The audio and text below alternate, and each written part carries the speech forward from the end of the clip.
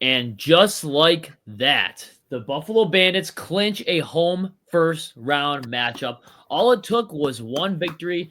The Bandits did it. They went into a hostile environment, the Loud House. They beat the Colorado Mammoth 15-10. Absolute. It felt like a complete game. It felt like, both teams went on their own little runs. Bandits jumped out to a 3-0 lead. The Colorado kind of came back, and the Bandits kind of pulled away. This is what we were missing for the past month and a half or so. The Bandits finally get a convincing win, and it clinches them a number one, or it clinches them a first-round spot. The Bandits are one win away from the number one seed, which is very good news. And we could talk about the player of the game if you guys haven't seen the spoiler from the title. But the heavyweight player of the game, once again, making his presence known. He needs to be in the lineup way more often. We will get into that as we continue. But Bandits 15-10 victors over the Colorado Mammoth. Tony, how are you feeling after clinching another first-round home playoff game in Banditland?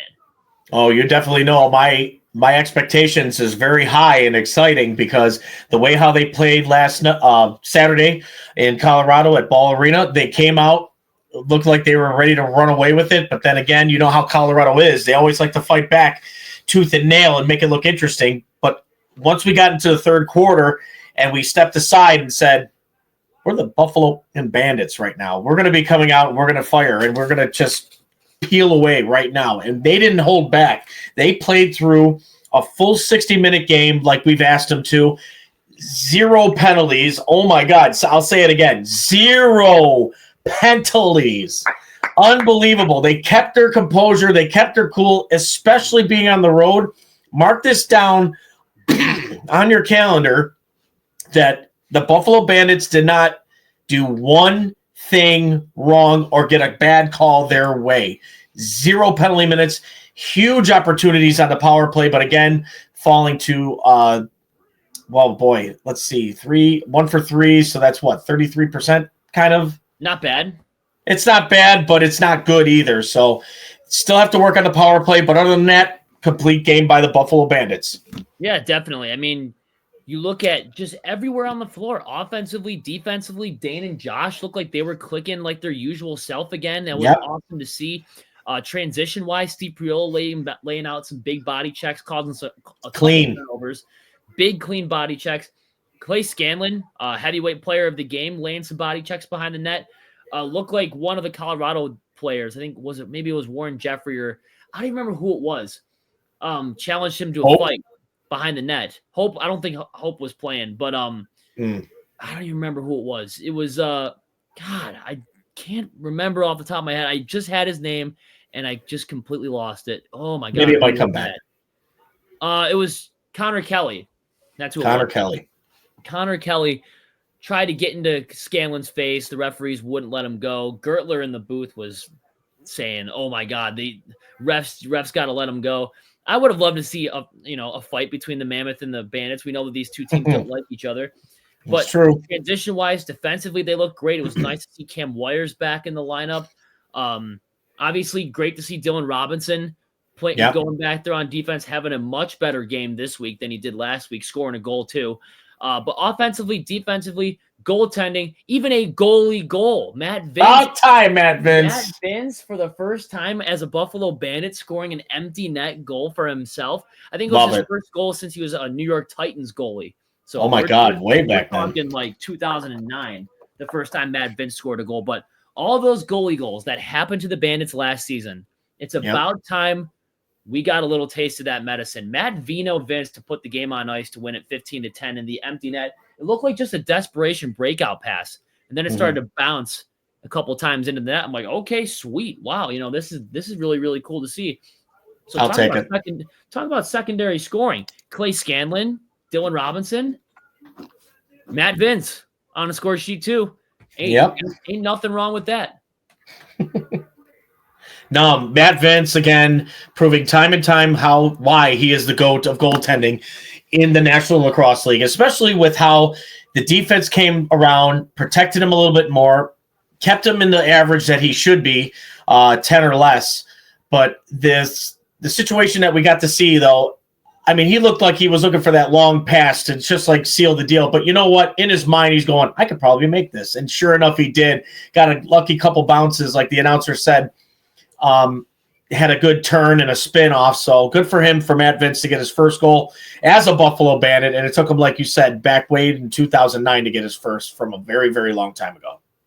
Yeah, definitely long overdue. We know that he's had his chances in a Bandits uniform. It's sometimes the ball would just true. He has just go slightly wider than that, and you'd think, oh, you know what? Next time, Matt, you'll get it. He finally got it. Now the next one is, we hope to see the next one in Banditland. If there is going to be a next one, that would be sweet. That would be sweet. Nick Weiss played out of his mind, had some great assists on the night. I mean, the dude was just every single pass that left his stick found a Bandits player's stick, and they ended up scoring off of it. Nick Weiss, the assistant captain, had a much better game this week than he did last week. Cal Buchanan continuing his goal-scoring pace. He netted 2, or actually a hat trick. He had a hat trick this week. He had a hattie.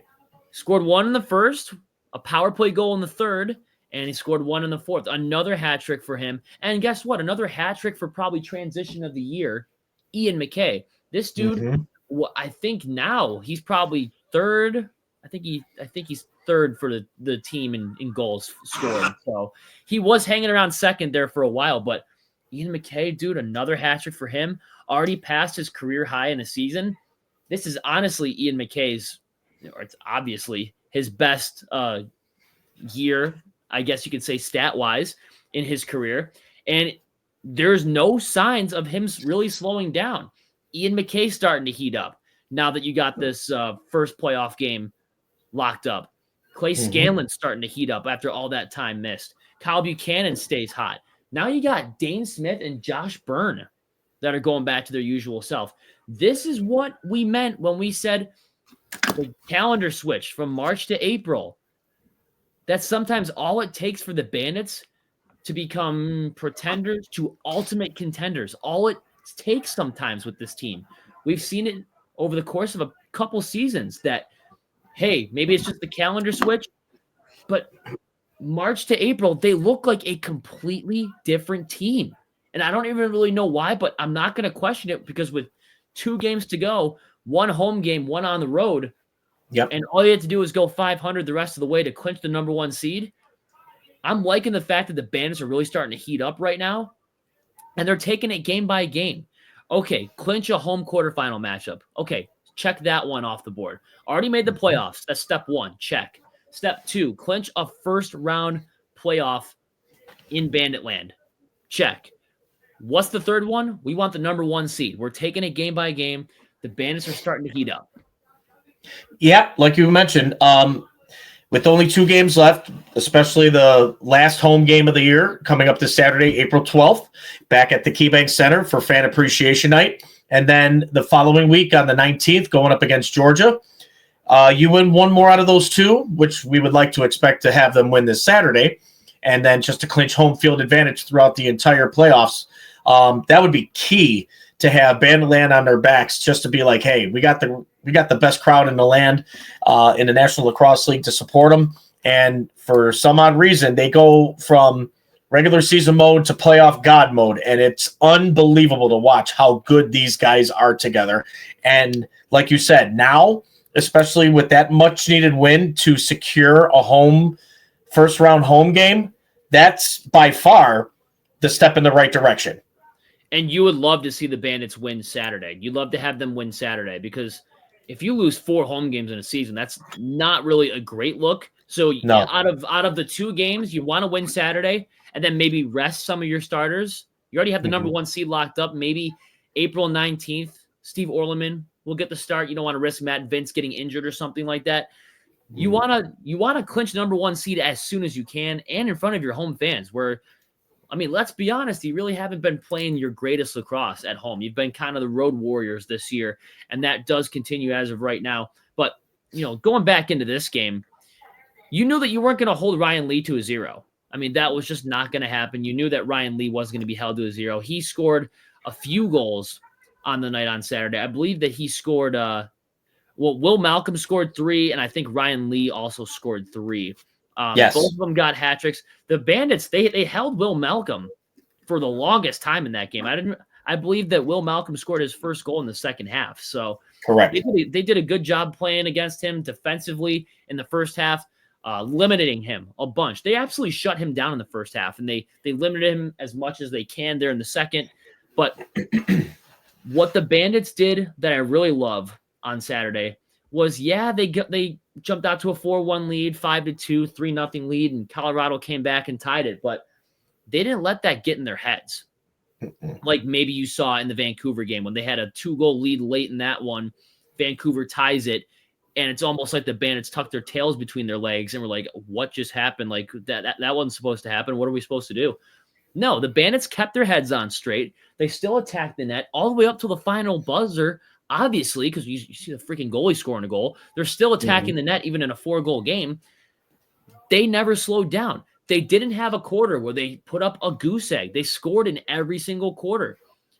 This is the first time probably since the home Albany game in early February where I can say right now that the Bandits played a full 60. And it only took until April 5th for them to finally break that streak. 2 months. I think the Firewolves game at home was February 1st. It was the first day of February. Yes. 2 months down the road later, they finally play their next 60-minute game. And this is why we were so frustrated last week, Tony. This is why we were so frustrated, because this is what we should be getting on a consistent basis with this roster, with this team. And say what you want. We'll get more into it when we talk about our player of the game. But sure, it's so funny to me when you bring up Clay Scanlan'd to the roster full-time, you get off to a 7-0 start. Then what happens? You send him down to the practice squad before the San Diego game. You go 4-4 in the games where Clay Scanlan'd isn't playing. Clay Scanlan'd gets called back up in game 16 of the season, and the Bandits get the most convincing win that they've had in 2 months. Is he the difference maker? Is he the X factor? Clay Scanlan'd is a huge part of this team, and he's such an under-the-radar guy. Me and you, Tony, on this show, we're just trying to tell the fans out there, you can't sleep on this kid because he could be the difference maker for this team. He also could be your next go-to hero of the game. You know, like be like the next Dane Smith or be like the next Josh Byrne. He can score at will whenever he wants to. He finds the way to, maneuver and, penetrate their defense to where the fact that it's like, okay, I can score at the top of the key. I could score right at the top of the crease. I could score any angle. I could score a wraparound goal if I must have to. But Clay Scanlan'd is a troublemaker for other teams when he's on the floor. You got to understand that.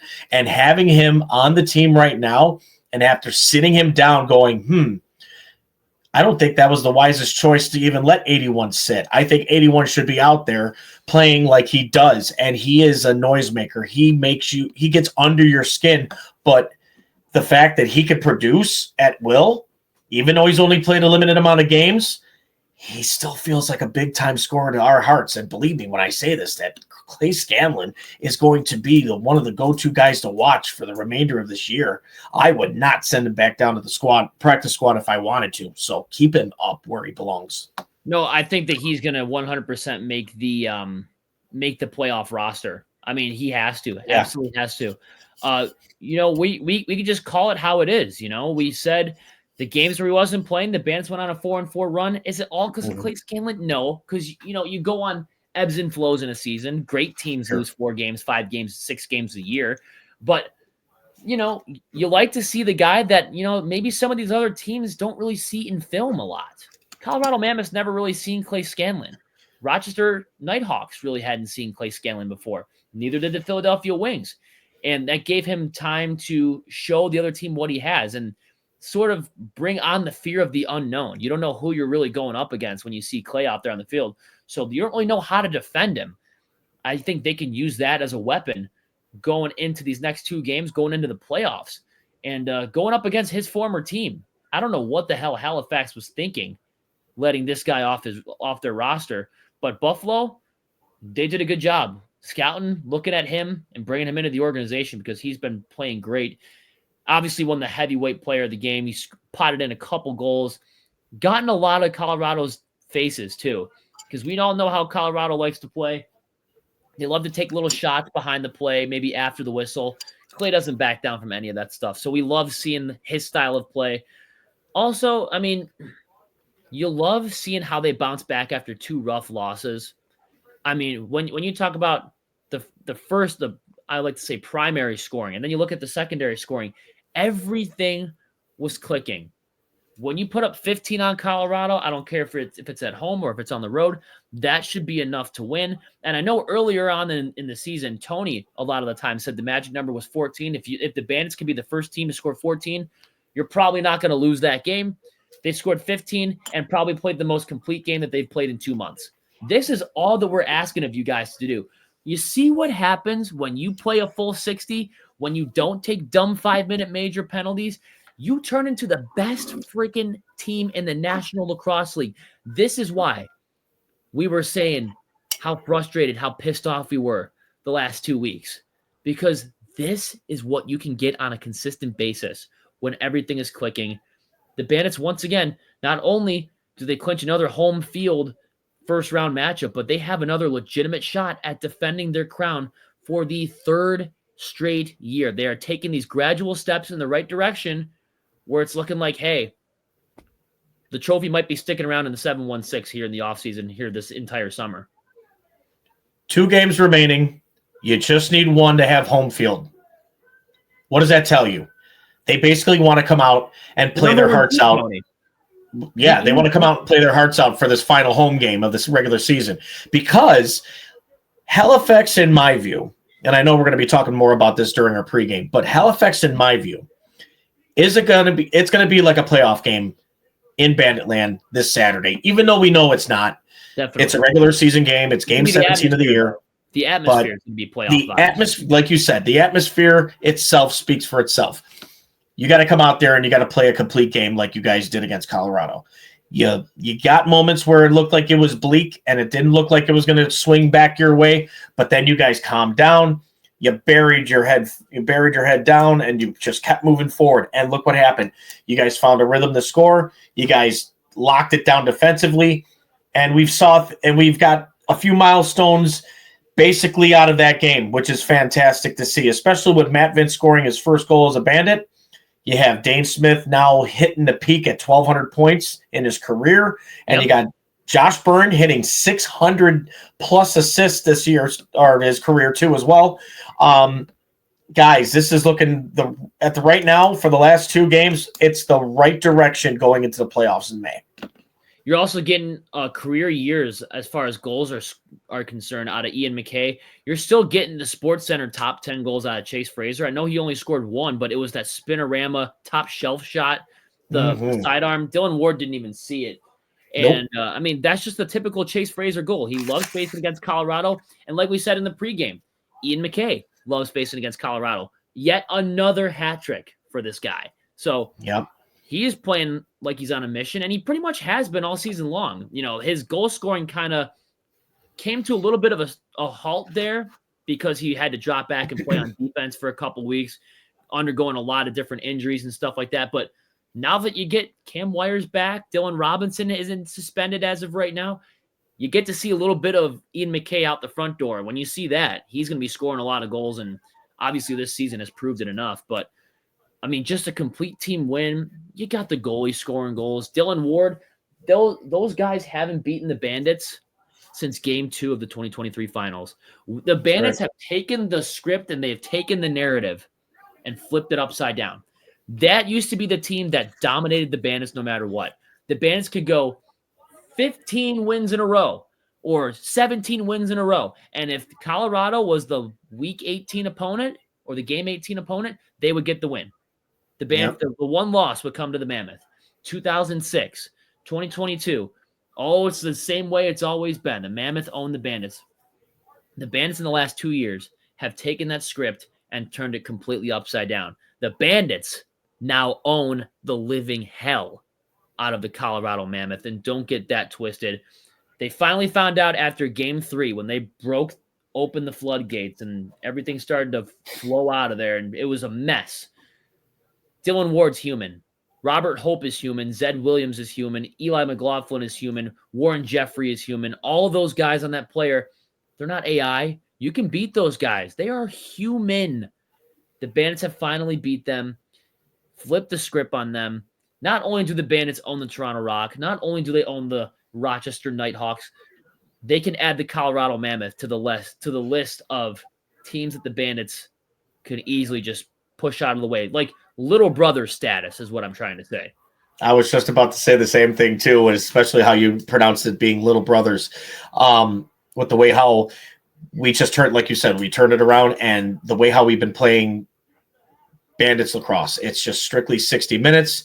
You keep your heads in the game, play smart, which they did, and everyone contributed. Even though Connor Farrell did not have his face-off battle, but we didn't expect anything more than 50%. We would have been we're happy with what he did, 13-29. The power play at least clicked for the 1 out of the 3, and you stayed out of the box. That was huge. That itself was a win for the Buffalo Bandits. Not to be in the box and taking dumb penalties. You keep your composure. You played smart. You played positional well. You kept the strong will away for as much as you could. And there was another name that we forgot to mention too on the Colorado Mammoth that also was a thorn in our side, and that was Connor Robinson. Yep. He, number 96. He always, when McLaughlin and Williams and Connor Robinson was on the line by himself, Connor found a way to score mad goals too, but they limited him down to just 1. That was huge, especially with how they played. So congrats on the defense and congrats on the game planning that they came into the Ball Arena, because they walked out as winners. They got the W that they needed. Everybody got a piece of that pie. Everyone played phenomenal. I got nothing bad to say at all. Kyle Matisse, double-digit loose balls scooped up. Yeah. I mean, Kyle Matisse, who's played, 3 games with the Bandits since the deadline? And this guy already looks like a seasoned pro on the team. 3 or 4, something like that. Dane Smith, 7 points, 13 shots. Josh Byrne, 10 points, 8 assists. I mean, come on. Kyle Buchanan, 3 goals. Clay Scanlan'd, 2 goals. Almost 3 goals if he scored on the penalty shot. They got taken away. That would have been sweet. They did. I guess Colorado had an illegal substitution under the 2-minute mark. Oh, no, that was Bucky's goal that they took away because he dragged his foot in the crease. That's why. It was behind the net and he dragged his foot. But other than that, he would have had 4. Yeah, but Clay Scanlan'd went on a penalty shot too.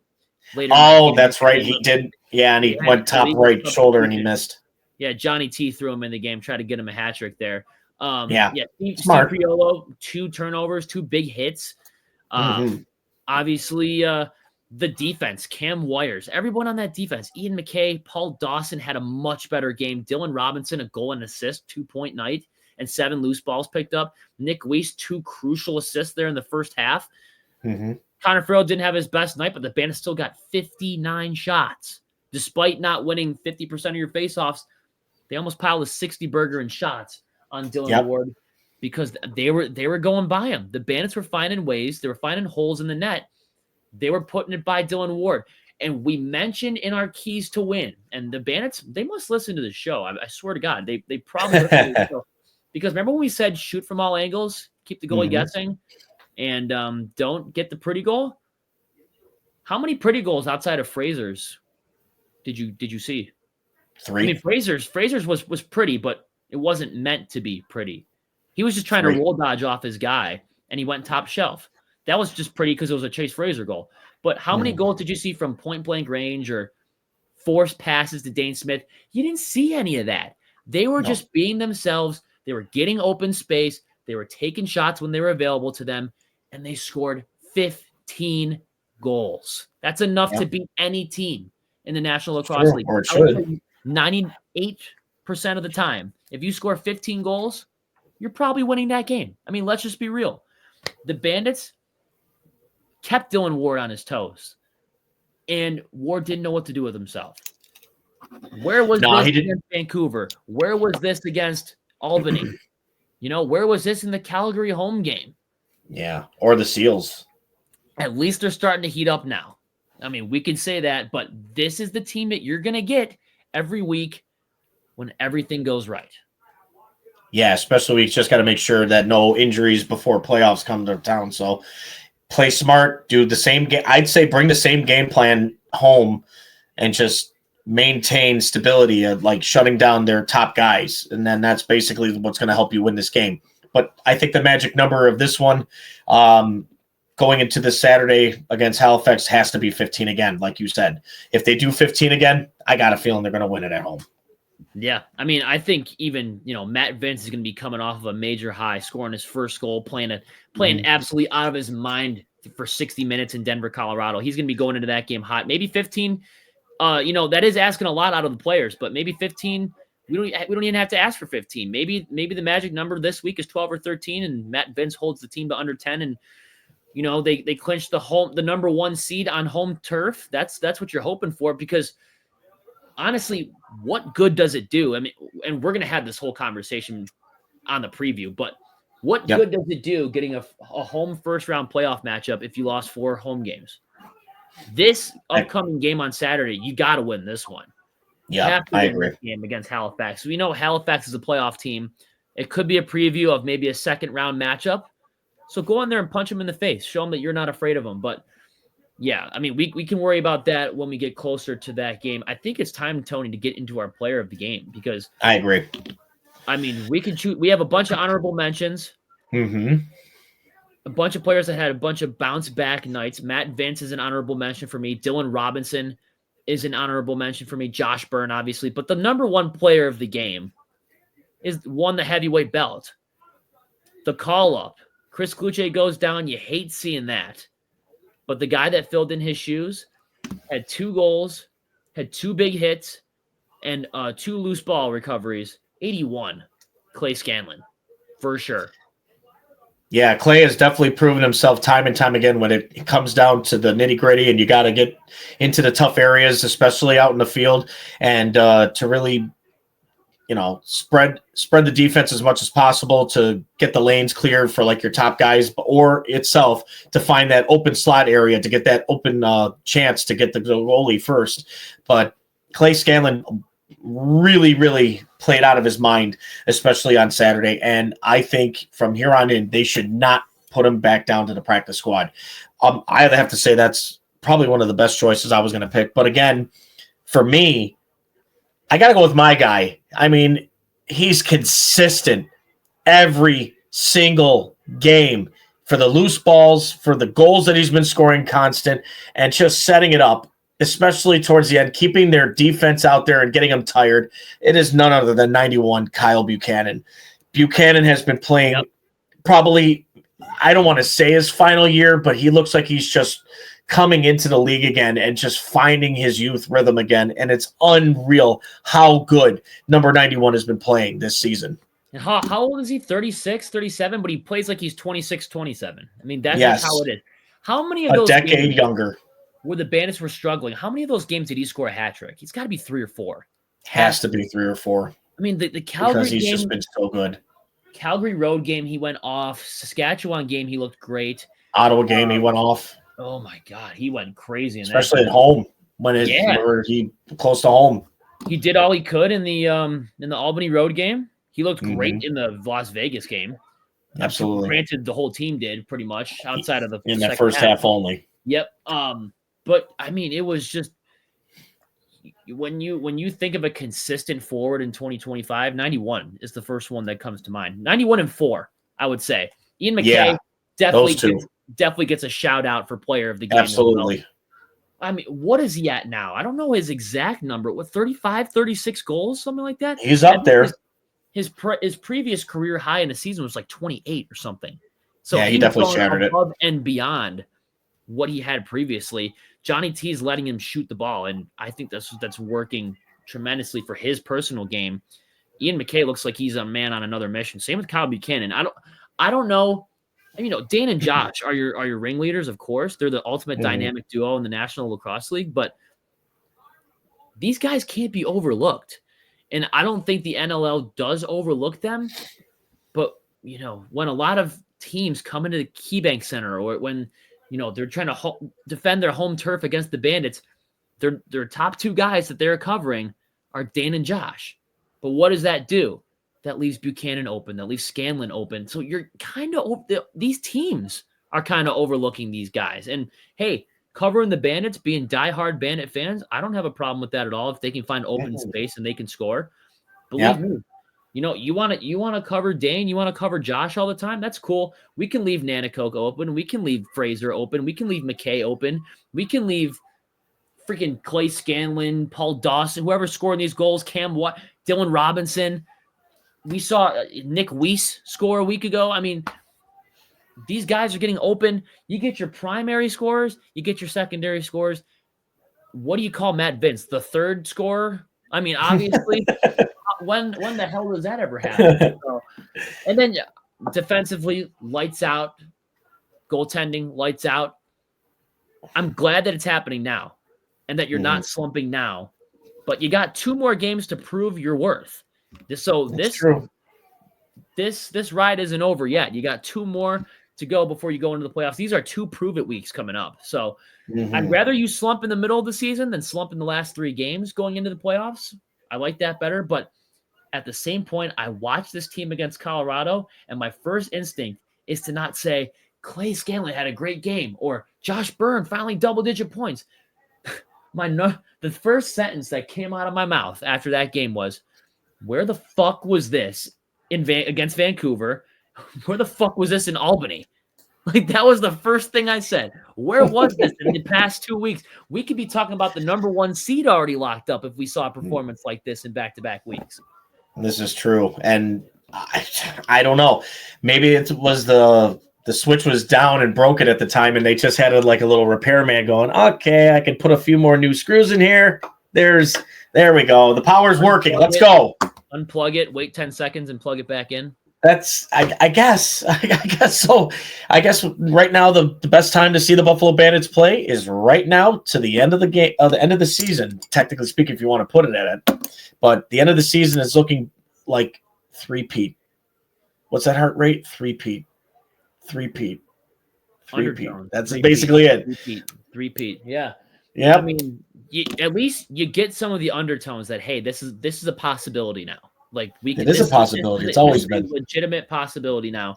If you're getting hot in the last 3 weeks, I don't know if there's a team out there that can really stop you. But quick check on the standings. If the season ended right now, this is where it gets fun. The Bandits in round 1, if the season ended right now, would be hosting the Colorado Mammoth. Oh, Jesus. 1 versus 8. 2-7. Saskatchewan would be hosting San Diego. Can we end the season now? I don't want to play San Diego or Vancouver. Can we end the season now? 3 versus 6. We got Halifax facing Georgia if the season ended right now. Rochester hosting Vancouver. 4 versus 5. That would probably be the game of the week, I think. Rochester versus Vancouver. 2 scorching hot teams in the first round. I think that Rochester would be on a 6-game winning streak. 6-game winning streak, in Vancouver, 4-0 since Christian Del Bianco got signed. Yeah. Absolutely unreal. I think that would be the absolute game of the week. Throw our Bandits bias aside, that would be the game of the week. But the Bandits have company. Bandits and Rush have company. Over the weekend, Halifax, with their victory, they have clinched a playoff spot. Rochester, with their 6th consecutive win, has also clinched a playoff spot. Halifax is 10-6. Rochester is 10-7. This mad scramble for the last 4 spots, you got Vancouver, Georgia, San Diego, Colorado, Calgary, and Ottawa all fighting. So you got 6 legitimate teams there still in the hunt there, fighting for the last 4 remaining spots. If I were to guess who's going to take those spots, Vancouver is an automatic lock for me. San Diego should be a lock for me. I think it's going to be a battle between – I think Georgia's going to get it. I mean, they're in prime position to strike right now. All they need is 1 win, I think. I think the last spot, you're going to have to battle it out between Calgary and Colorado. And if it really comes down to both of them getting the 8 seed, I don't like taking the easy way out, but if I want a 3-peat, hey, we already won back-to-back titles. Might as well the 3rd one be the easiest path to a championship. I would rather play Colorado in the first round than Calgary. You saw what Calgary did to the Bandits at home.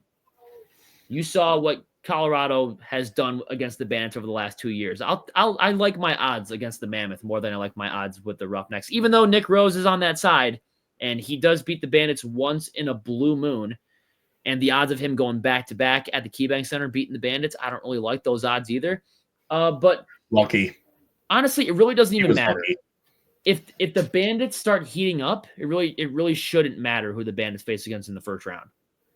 No, it doesn't, because you got a brand new attitude after coming off of this win. You got these guys now. The on switch is up. Playoff mode is getting ready. It's already starting to load. It's getting to the point where they're getting hungry now. They want that third time in a row. They want to be known as a 3-time champion straight. And to secure to be the best championship team in the National Lacrosse League, to win their seventh team championship in the franchise and be number one for most championships in the National Lacrosse League. Well, how good does that sound, Trev? Yeah. Really? To be known as the very best. I mean, you're tied for it. Now, this could make you the very best.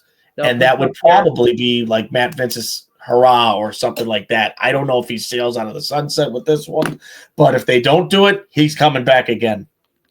And 7 championships. That'll put you up there with Dale Earnhardt, Jimmy Johnson, Richard Petty, Tom Brady.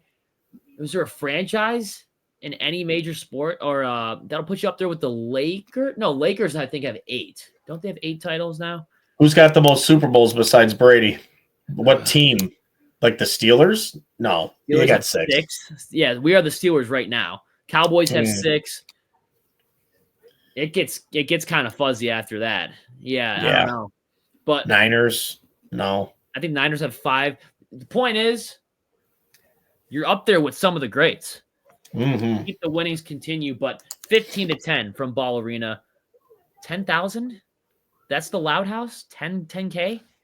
Yeah, that's not the Loud House. Sorry, guys, but we have 19 proud. Roping off the 100 level? What's that all about? Roping off the 300s? That arena holds 20,000 when the Avalanche are playing. The Loud House with the entire upper deck roped off. Give me a break. Now, you never see that in Banditland. Bunch of frauds. Bunch of frauds. But you know what? 15-10, Bandits over the Mammoth, clinch a first round quarterfinal matchup in Banditland. We love seeing that. Bigger and better things, though. You got Halifax coming up this week with a win. You clinch the number 1 overall seed. You get home field the whole way. The whole enchilada you get if you just win this one game.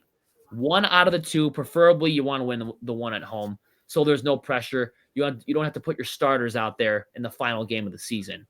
You don't want to do that. Go win against Halifax, and then you can throw whatever lineup you want out there against Georgia. Because once you have the number 1 seed locked up, it really doesn't matter in that final week. Doesn't matter. Just a quick question. Yep. If that was to happen, if we win at home on the 12th, who do we call up even Evan to see a first game out of that dude? He could play in that. He might. You might. I would love to see him play once, at least once. I mean, give the kid a chance. I mean, it's a meaningless. It would be like a meaningless game, technically speaking. It would be a scrimmage. Why not? Yeah. And then have Lucas Nielsen come up, or let him play. Let Clay play. Let who's the other guy that we have down on the? Let's get Taylor Dewey. Let's get Ryan Sharkey up here in the organization. Let's get Sharkey up here. Let's see what these boys can do. Throw all the young guys. That's your future.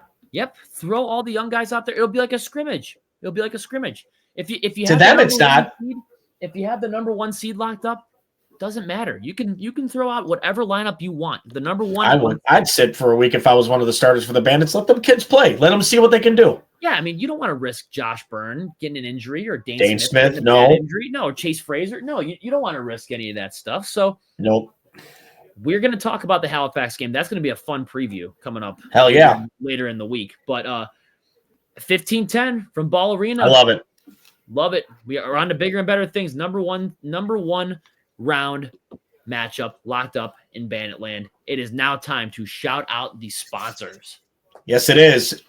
Banditland Boulevard is brought to you in part by Mitchell's Tavern, located at 734 Sheridan Drive up in Tonawanda, New York. Guys, let me tell you, on behalf of myself and Trevor Hauer over there, we love their food. We love the service. It's nothing but family there. Go out there and check it out. I guarantee you guys will not be disappointed at all. Also, we'd like to thank Kearney's Journeys. If you guys want to book your next vacation for cruise or for a next trip or for anywhere you guys want to go, please contact Suzanne Pike at SuzannePike@Hearney'sJourneys.com. Let her book your next big adventure. Also, before I do shout out for the other two, I also want to remind everyone, it is time to vote for the Fan of the Year of 2025. Yes. So get on the link, get your information set, pick who you want to win, and then that's it. It's as easy as that. But voting will start, I think, ends by Wednesday. So if you guys want to do votes, do it now. Get it done. Right now. Also, for the season ticket holders, Tuesday, 10 a.m. is the start if you guys want to buy more playoff tickets or to purchase more of those signature trophies that they're giving away season ticket holders. If you want to buy additional ones, it's $24 extra. I just purchased mine. So if you guys didn't yet, go do so right now. Now, also, we'd like to thank those on YouTube who have been watching us face to face to see to talk about nothing but Banditland. I'm sorry, I'm going a little too fast. Bandits Lacrosse.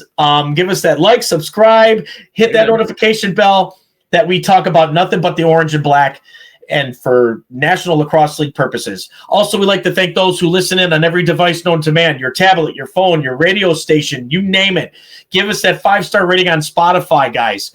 And if you guys still want to get on this show, please contact Trevor or myself, and we'll get you on board for either the pregame, postgame, or just random show to be like, this is the show for just the fans. But guys, don't be afraid.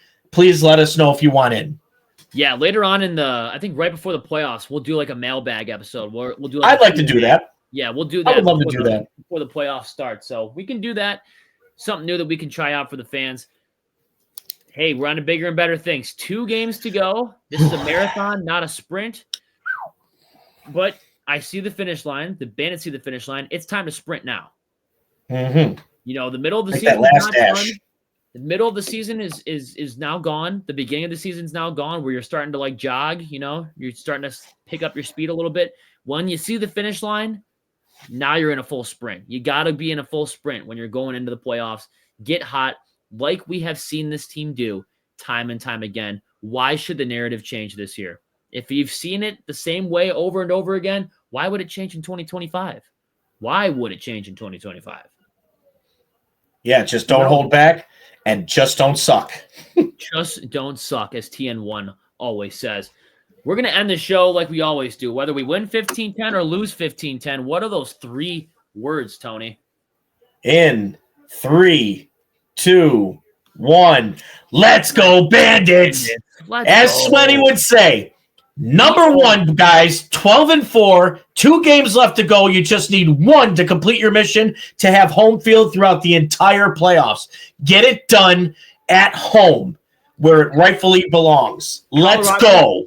Colorado, we own you. Just keep pushing. Just keep pushing. Let's go, Bandits. Come on now. Let's go.